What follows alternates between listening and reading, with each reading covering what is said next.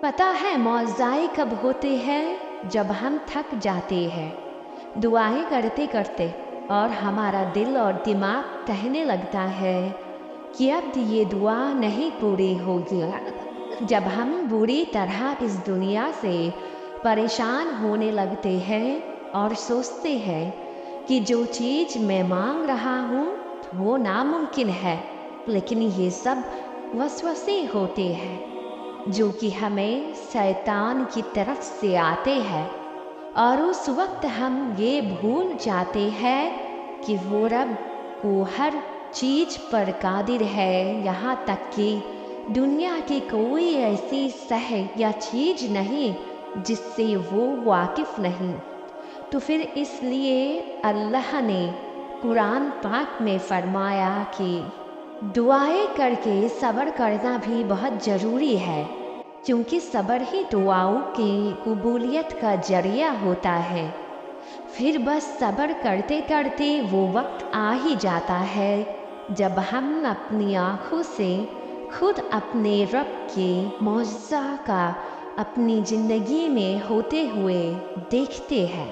اللہ واقف ہے ہمارے دل کے حال سے، وہ واقف ہے ان خیالوں سے، ان وسوسوں سے جو ہمیں پریشان کر رہے ہیں۔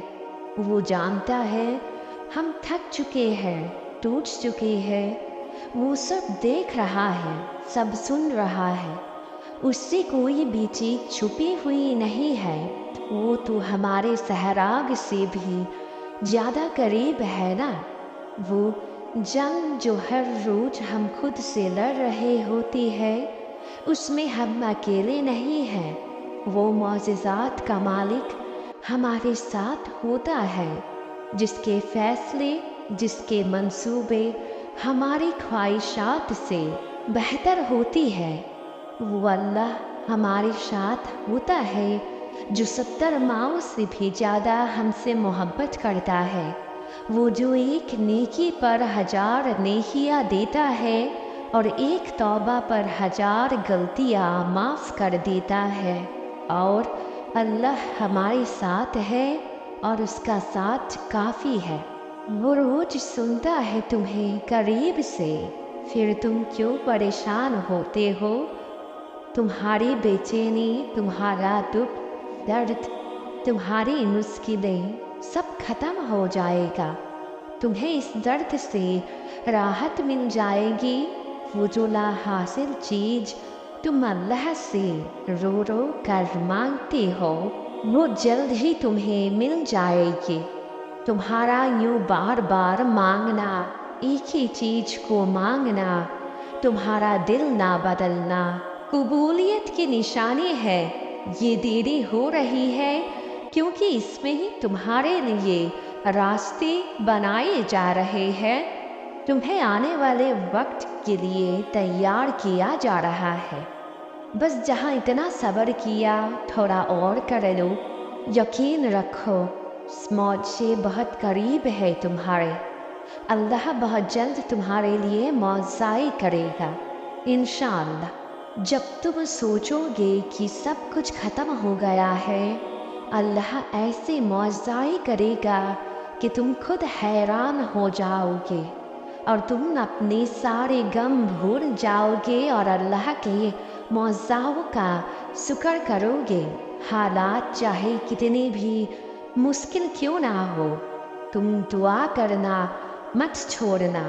بس تمہیں یقین رکھنا ہے کہ جو اللہ سے مانگ لیا جائے پھر وہ مل کر رہتا ہے، پھر وہ تمہیں وہاں سے دے گا کہ تم بھی حیران رہ جاؤ گے۔ تمہارا مقدر تمہاری زندگی نہیں بناتا، تمہارا توکل تمہاری زندگی بناتا ہے، تمہاری دعائیں تمہاری زندگی بناتی ہے۔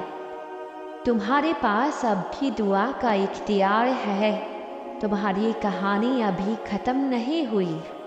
تمہیں دعاؤں کی توفیق ملنا ہی قبولیت کی سب سے بڑی دلیل ہے۔ تمہارا صبر گواہ ہے کہ تمہارے لیے معجزے لکھے جا چکے ہیں اور تمہارے صبر کا صلہ اب تمہیں مل کر رہے گا۔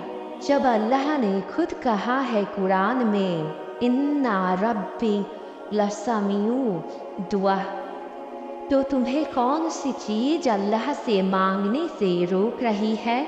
अल्लाह से एक बार सच्चे दिल से मांग के तो देखो, उस पे यकीन तो करो, ऐसा यकीन जो हर शख्स से पाक हो। अल्लाह अपने बंदों को कभी मायूस नहीं लौटाएगा। जब वो तुम्हें तुम्हारी पसंद से आजमाता है और बेपनाह आजमाइश में डालता है, और तुम उस आजमाइश पर सब्र करके उसके हुजूर सजदे में गिर जाते हो, तब वो तुम्हें उस चीज से नवाज देता है जो तुम्हारे वहम और गुमान में नहीं होती। अल्लाह पाक तो कुरान में कहता है, और तुमने जो कुछ मांगा उसमें से जो तुम्हारे लिए मुनासिब था तुम्हें दिया, इसलिए सब्र रखो। अगर पसंद से आजमाए गए हो तो पसंदीदा से नवाजे जाओगे। जब अल्लाह के कुन का वक्त आता है तो अल्लाह तुम्हारे लिए मौज़ाए करता है, ऐसे मौज़ाए जो तुमने कभी सोचा भी नहीं था। दुआ मांगते वक्त तुम्हें सब्र भी करना पड़ता है, क्योंकि हर एक दुआ को कबूल होने के लिए एक बेहतरीन वक्त होता है जो सिर्फ अल्लाह जानता है। इसलिए तुम सब्र और तवक्कुल से दुआ मांगो। बेशक अल्लाह हर एक की दुआ सुनता है और कबूल भी करता है।